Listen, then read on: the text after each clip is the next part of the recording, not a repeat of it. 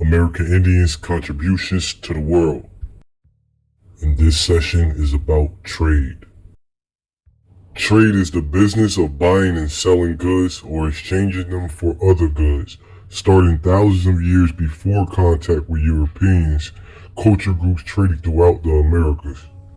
The Olmec, whose culture arose in the Yucatan Peninsula around what is now Mexico in about 1700 BC, are considered to be the oldest Mesoamerican traders. They traded latex products such as rubber balls and tarpaulins. A great deal of trading occurred during neighboring tribes. The Huron farmers in the northeast, for example, grew a surplus of corn which they turned in a corn mill and traded to the tribes to the north for buffalo robes, fish, and winter clothing that had been embroidered with porcupine quills. The Gabrielino people who lived near the tar pits on the southern California coast traded asphalt for hides or obsidian. Local trade routes like these were linked to a network of other routes, forming a complex and sophisticated system of exchange that crisscrossed North, Meso, and South America. Other traders such as the Maya of Mesoamerica traveled thousands of miles to trade salt from their commercial salt-making enterprises on the Yucatan Peninsula for luxury goods. Traders living on the Ecuadorian littoral of South America and the Arawak of the northeast coast of South America also traveled great distances to do business. In some Mesoamerican and South American culture groups, the business of trading was an established profession. For the Maya, it was not only a business but also a diplomatic career. In addition to goods, ideas, styles of artistic expression, and technology were exchanged as well.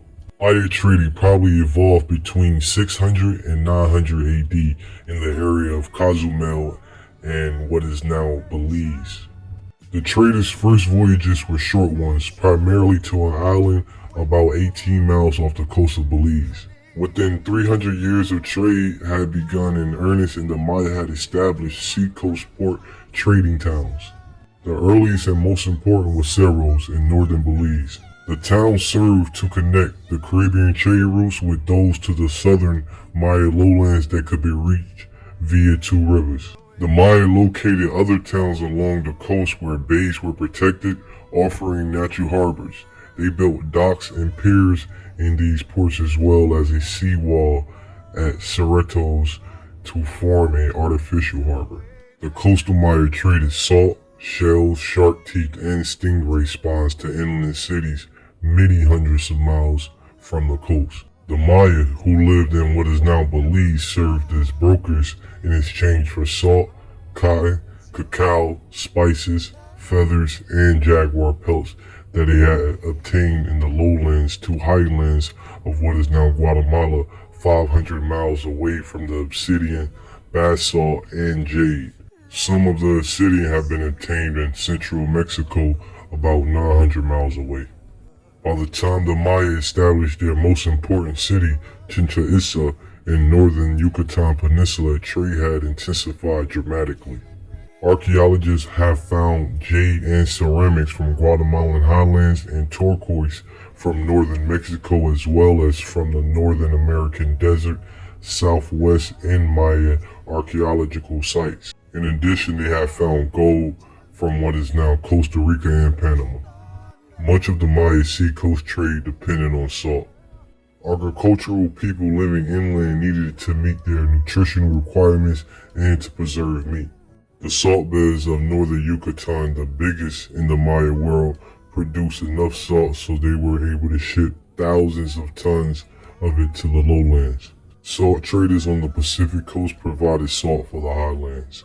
Other products traded by the Maya included honey, cotton, beautifully woven cloth, fish, dyes, pottery shells, tobacco, manos, metites, talik, volcanic ash, lime that was used in plaster and concrete, bark, paper, feathers, ambient, cinnabar, jadeite, pyrite for mirrors, copal, coral, and serpentine.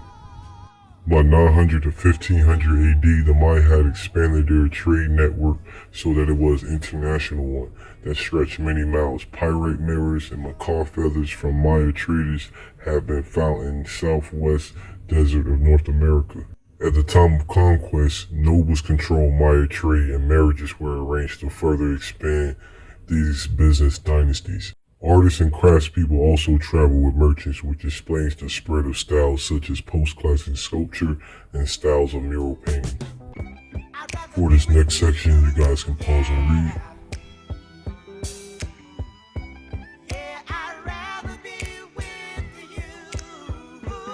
You can pause and read this section too.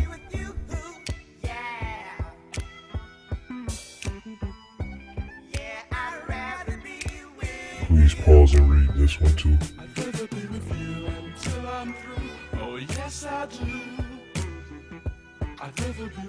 The Anasazi and them traded extensively with Mesoamerican merchants, obtaining bells and fine textiles as well as parrots.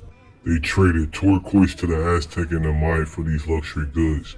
Some anthropologists believe that it was the traders who brought the Mesoamerican ball game to North American Indians. American Indians in the Northeast primarily used water routes when they traded, loading their canoes with goods and sometimes traveling many miles to exchange them. The Chippewa traded copper from the southern shore of Lake Superior eastward for tobacco as well as wampum, or shell beads. Catlinite or red pipestone that they had mined on the western edge of what is now Minnesota was traded as far east in what is now New York State and Canada.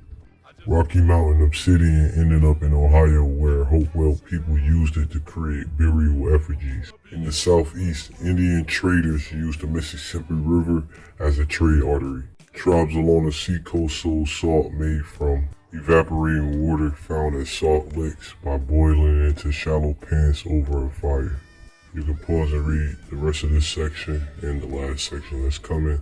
But as you can see, American Indians had a luxurious trading culture, not only here within the Americas, North, Meso, and South America, but also internationally that they haven't spoke about here, but I'll speak about later in another session. Peace, love, and power to my people. Smoking Sessions with Chief Pressure.